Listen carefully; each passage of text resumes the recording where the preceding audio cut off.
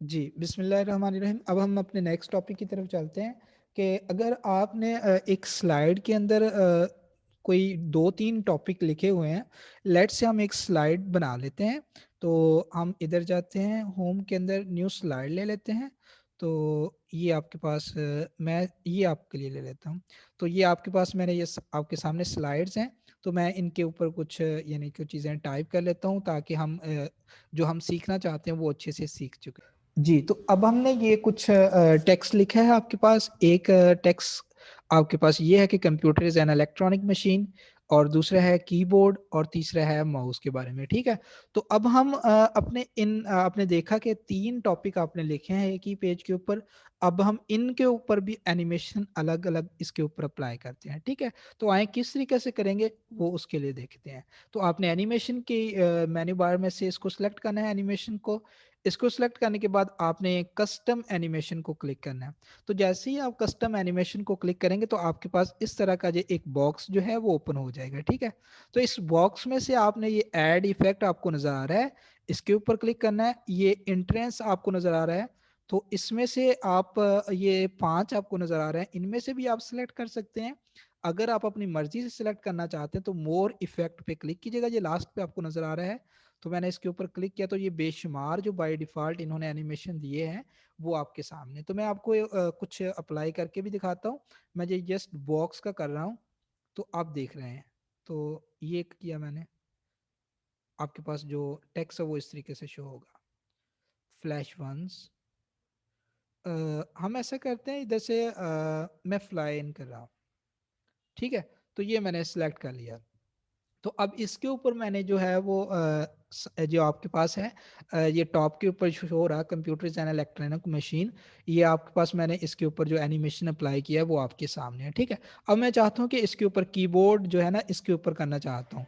तो आपने just select करने के बाद ओके कर देना है इसके ऊपर जो आपको अप्लाई किया है पहले। तो फ्लाइन हमने सेलेक्ट किया है इसके लिए, ठीक है? करने के बाद हमने ओके कर दिया। तो आपके पास ये अप्लाई हो चुका है। अब मैं इसके लिए करना चाहता हूँ, तो मैंने इसके ऊपर जस्ट क्लिक करना है, क्लिक करने के बाद मैंने इस यहाँ पे आ जाना है, ऐड इफ़ेक्ट के ऊपर। ऐड इफ़ेक्ट में से एंट्रेंस को सिलेक्ट करना है और मोर इफ़ेक्ट में से जाना है और अपनी मर्ज़ी का मैं सिलेक्ट करने जा रहा हूँ यहाँ से, स्ट्राइप, ठीक है? मैं स्ट्राइप को ही यूज़ कर रहा हूँ। ओके कर दिया मैंने। इसके ऊपर भी मेरा वो अप्लाई हो चुका है, ठीक है? अब मैं इसके ऊपर अप्लाई करूँगा। तो मैं जस्ट इसको सिलेक्ट किया, करने के बाद मैं ऐड इफ़ेक्ट पे गया, ऐड इफ़ेक्ट में से एंट्रेंस पे गया और यहाँ से मैं डायमंड को सिलेक्ट कर लेता हूँ। चलें जी। अब मैंने जो एनिमेशन है वो अप्लाई कर दी है टेक्स्ट के ऊपर, तो मैं अब आपको इसका जो व्यू है वो आपको दिखाता हूँ मैं रन करके। मैंने ये आपके पास फर्स्ट स्लाइड आ चुकी है, ये सेकंड आ चुकी है, ये थर्ड आ चुकी है, ये फोर्थ है। अभी देखें कुछ आपको नज़र नहीं आ रहा है, क्यों नहीं आ रहा?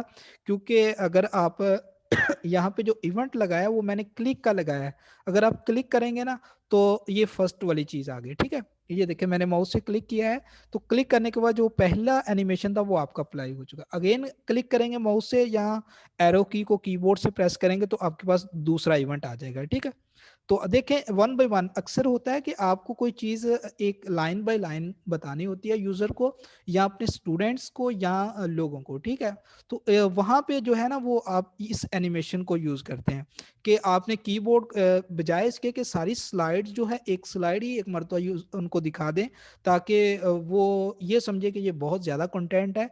तो वहाँ पे आप इस एनिमेशन को यूज़ करते हैं कि एक चीज़ के बाद जब आपने दूसरी चीज़ दिखानी होती है तो वहाँ पे हम इसको यूज़ करते हैं। अब देखिए आपने कीबोर्ड के बारे में बता दिया तो आपके पास जो थर्ड इसी स्लाइड के ऊपर थी वो माउस के बारे में था। आप अगर क्लिक करेंगे माउस से या कीबोर्ड से एरो की में से कोई प्रेस करेंगे तो आपके पास वो तीसरा भी आ जाएगा। तो एनिमेशन जो आपने अप्लाई किया है वो आपके पास शो भी हो रही है किस तरीके से। तो ये था आपके पास कि अगर आपने टेक्स्ट के ऊपर एनिमेशन को अप्लाई करनी है तो वो किस तरीके से कर सकते हैं। तो ये इस लेक्चर के अंदर हमने सीखा है कि अगर आप माइक्रोसॉफ्ट पावर पॉइंट के अंदर टेक्स्ट एनिमेशन को अप्लाई करना चाहते हैं कि आपका जो टेक्स्ट है वो उसके ऊपर कोई एनिमेशन अप्लाई हुआ हो एक ही स्लाइड के ऊपर जो है, तो वो भी आप कर सकते हैं।